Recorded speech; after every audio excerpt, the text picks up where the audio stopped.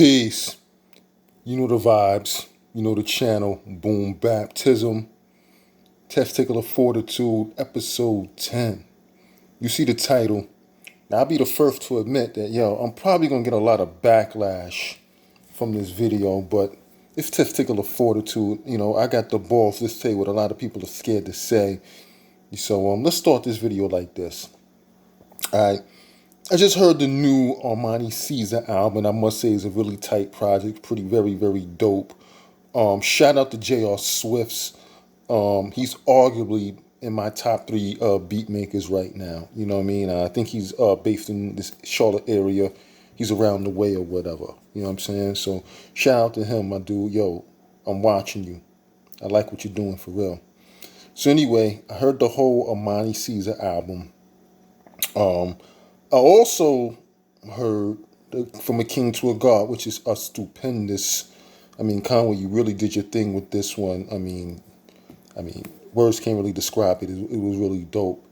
And then before that, I heard West Side Guns. I believe it's Fly God is an Awesome God too.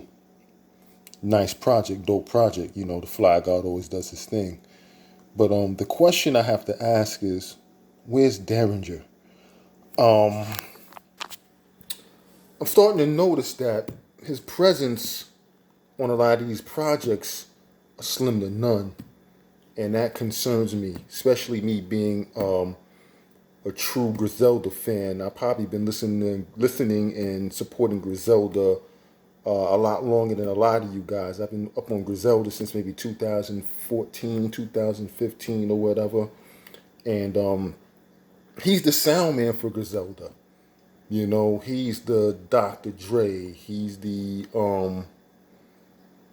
Manny Fresh.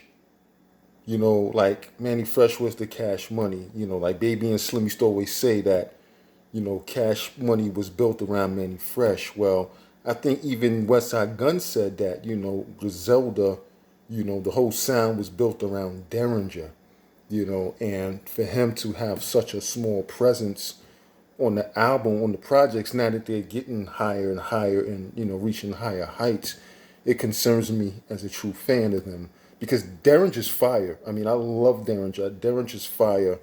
And Derringer and that sound was the reason why a lot of us fell in love with the Griselda sound in the first place. West Side Gun, Conway the Machine, and Benny the Butcher.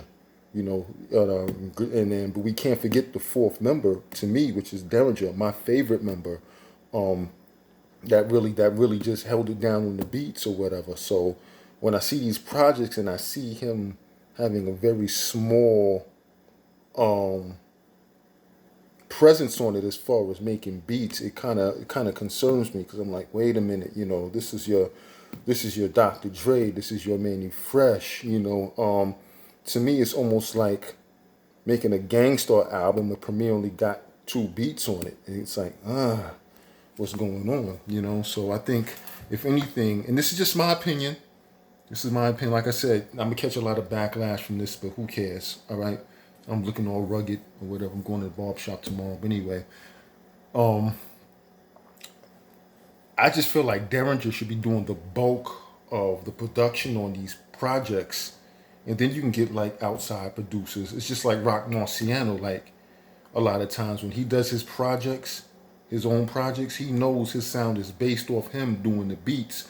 So he'll do a 15-track project and produce at least 12 of them, maybe even 13 of them, and throw 2 to maybe Alchemist and one other person, because he knows that's his sound. And that's how I feel with the Griselda, with Derringer. Like, that's the sound.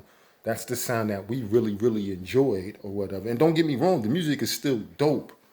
But like I said, Derringer's just fire, and Derringer is really the architect of that simple, hard but effective sound that we love, So my question is, where's Derringer? And hopefully, the Fly God got something, in store for him, or something big. Hopefully, Derringer's going to be doing a lot of outside production that we'll start hearing, sort of like how Premier was producing for everybody outside of Gangstar. Hopefully, Derringer will be doing the same thing. But yeah, right now I'm just kind of concerned. I'm like, yo, where's Derringer? Like, You know, Armani Caesar's was on Griselda, but Derringer did not do. I don't think he did a beat on it. Maybe I'm wrong, but I looked at the track listing and I didn't see Derringer's name. You know, from a king to the god, he didn't have a whole lot of tracks on there.